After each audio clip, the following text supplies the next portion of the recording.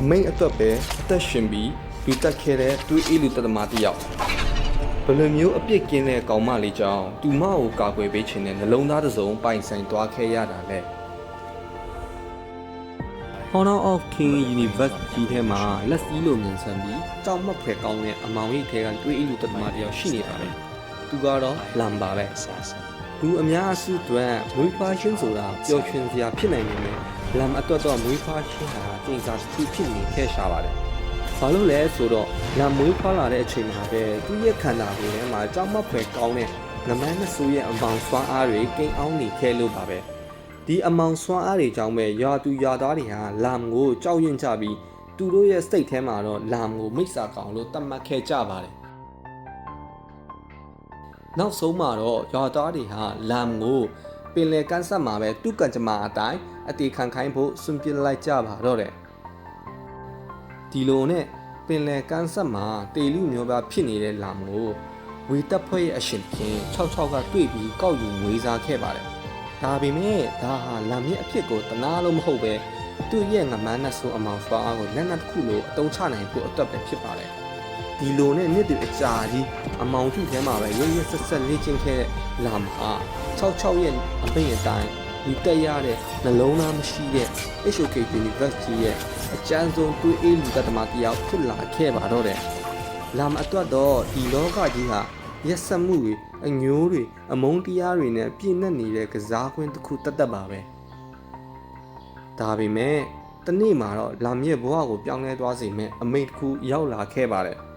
အဲ့ဒီအမိန့်ကတော့အာနာရှင်66ဟာသူ့ရဲ့အာနာလောဘနဲ့စစ်တပ်ကိုအင်အားအကြီးဆုံးဖြစ်စေမဲ့ Emperor C လို့ခေါ်တဲ့ Egret ဒဇိတ်တော်ကြောက်စင်းပြားကိုလူယူဖို့နဲ့အဲ့ဒီကြောက်စင်းပြားကိုပိုင်ဆိုင်ထားတဲ့ကောင်မလေးဆိုင်းရန်ကိုပါတပ်ပစ်ဖို့ခိုင်းစီခဲ့တဲ့အမိန့်ပဲဖြစ်ပါတယ်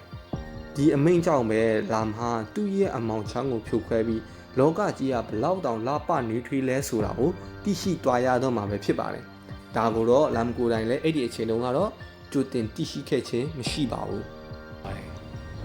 ဒီလိုနဲ့ညတညရဲ့မိုးတက်မုန်တိုင်းတွေပြင်းထန်နေတဲ့အချိန်ပင်လယ်ပင်ပေါ်မှာရိမ့်ထိုးနေတဲ့ပင်ပေါ်ကုန်းပတ်ထက်ကိုလမ်ဟာသူ့ရဲ့ငမန်းနဲ့ဆိုအမောင်စွားတွေနဲ့အတူခုန်တက်လာခဲ့ပါတယ်66ရဲ့အမိန့်အတိုင်းလမ်ဟာဆိုင်းရန်ကိုတတ်ဖို့နဲ့ကြောက်စိမ့်တစိမ့်ပြားကိုလူဖို့အတွက်သူမကိုကာကွယ်ပေးနေတဲ့စစ်သားတွေနဲ့အပြင်းထန်ဖိုက်ခိုက်ပါတော့တယ်ဒါပေမဲ့ငငယ်ကလေးကလူသက်စရုပ်တစ်ခုလိုလေ့ကျင့်ခံထားရတဲ့လမ်ကိုတော့ဘယ်သူမှတားဆီးနိုင်ခြင်းမရှိခဲ့ပါဘူးနောက်ဆုံးမှာတော့ဆိုင်းရန်ရဲ့ကိုရန်တော်စစ်တီကြီးချမ်းငွေကဆိုင်းရန်ကိုဘေးလူရာစီအမြန်ပို့ဆောင်လိုက်ပြီးဒင်းဘောတစ်စီလုံးကိုဖောက်ခွဲပစ်လိုက်ပါတော့တယ်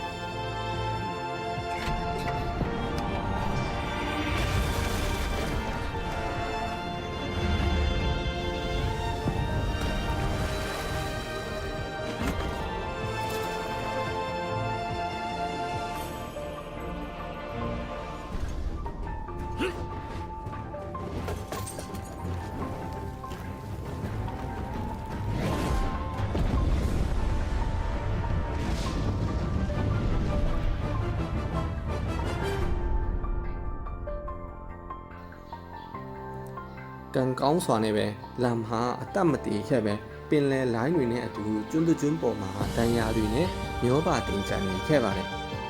ဒီလိုနဲ့လမ်တတိရလာတဲ့အချိန်မှာတော့သူ့ဘေးနားမှာထိုင်ပြီးသူ့ရဲ့တန်ရာတွေကိုတေချာကုသပေးနေတဲ့ဆိုင်းရန်ကိုအော့ပဲတွေးလိုက်ရပါတော့တယ်သူတက်ရမယ့်ရန်သူမလေးဆိုင်းရန်ဟာသူ့ကိုမတတ်တဲ့အပြင်တန်ရာတွေကိုပါအပြစ်ကင်းစင်စွာနဲ့ကုသပေးခဲ့တာကြောင့်တွေးအေးလူသက်သမားလမ်တယောက်လူထွေးမှုရဲ့အတိတ်တွေကိုပထမဆုံးအချိန်ခံစားလိုက်ရပါတယ်ဒီလိုနဲ့တနေ့ပြီးတနေ့ဒီကျွန်းလေးပေါ်မှာနှစ်ယောက်သားအတူတူဖြတ်တန်းရင်းဆိုင်းရန်ရဲ့အပြစ်ကင်းတဲ့ရေမောတန်တွေဂီယူဆိုင်မှုတွေကြောင့်လမ်ဟာ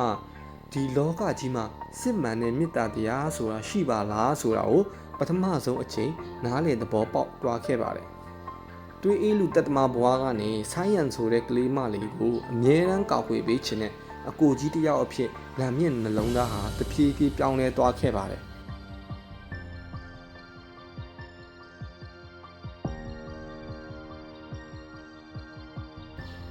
ဒါပေမဲ့သူတို့ရဲ့အေးချမ်းမှုတွေကကြကြမခံခဲ့ပါဘူးလာမြင့်ခင်66ရဲ့စစ်တပ်ကဒီကျူးကိုတိရှိသွားပြီးလိုက်လာခဲ့ကြပါတယ်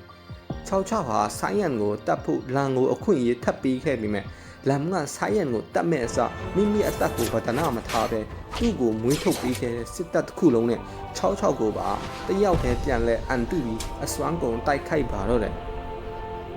ဒါပေမဲ့အင်အားချင်းမများတဲ့အပြင်ဆိုင်းယန်ကိုပါကာကွယ်ပေးနေရတာကြောင့်လမ်တယောက်တဖြည်းဖြည်းအရင်နှိမ့်လာခဲ့ပါတယ်ဒါကိုအခွင့်ကောင်းယူပြီး66ဟာဆိုင်းယန်ကိုဓာတ်နဲ့အတီလေးတိုက်ခိုက်လိုက်တဲ့အချိန်မှာပဲဆိုင်းယန်ကိုကာကွယ်ပေးချင်တဲ့လမ်ကအနောက်ကိုတွန်းဆုပ်ခြင်းမရှိပဲခုံဝင်လိုက်ပြီး66ရဲ့ဓာတ်ချက်ကိုဆိုင်းယန်အစားဝင်ခံယူလိုက်ပါမှာ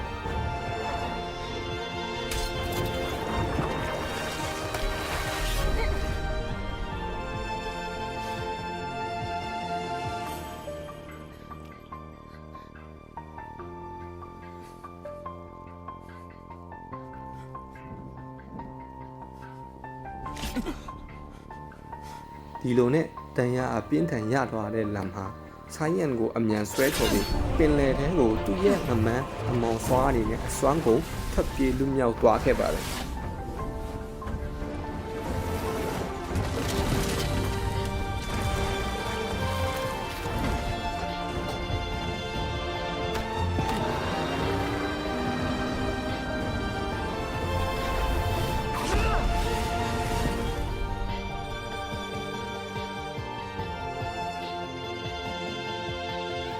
ဆိုင်းယန်ကတော့ငိုကြွေးလာမြင့်တန်ရာကိုအစွမ်းကုန်ကုသပေးနေခဲ့ရှာပါတယ်။လာမဟာငိုကြွေးနေတဲ့ဆိုင်းယန်ကိုကြည့်ရင်သူ့ရဲ့တွေးဆွန်းခဲ့တဲ့အသိဘဝကိုပြန်တွေးမိသွားပါတယ်။ငါလက်ချက်နဲ့ပဲလူတွေအများကြီးတွေးရင်ထဲမှာတည်ခဲ့ရဘူးလေ။ဒါပေမဲ့ဒီနေ့ဒီအချိန်မှာတော့ငါကိုယ်တိုင်လည်းတွေးရင်ထဲမှာလဲကျရပြီပဲလို့တွေးတော်ရင်ပင်လယ်ပြင်ရဲ့မိုးတက်မုန်တိုင်းနဲ့တိတ်ဆိတ်သွားခြင်းနဲ့အတူလမ်းမြစ်ကဘာငယ်လေးဟာလည်းအမောင်ထုတွေတဲကိုတဖြည်းဖြည်းနစ်မြုပ်သွားခဲ့ရပါတော့တယ်ဟုတ်ကဲ့ပါဒါကတော့ Honor of King Universe ရဲ့တွေးအလူတတမကြီးလမ်းမြစ်ယဉ်နစ်စရာဇာတ်ကြောင်းလေးပဲဖြစ်ပါတယ်ဒီဇာတ်ကြောင်းလေးကိုသဘောကျတယ်ဆိုရင်တော့ကျွန်တော်ရဲ့အကောင့်ကို follow လုပ်ပေးတော့ကြပါဦးနောက်ဗီဒီယိုတွေမှာ HOK ရဲ့ဘယ် hero အကြောင်းကိုဗီဒီယိုလုပ်ရမလဲဆိုတာကိုလည်း comment မှာအကြံပြုမျှဝေပေးခဲ့ကြပါဦးခင်ဗျအားလုံးကိုကျေးဇူးတင်ပါတယ်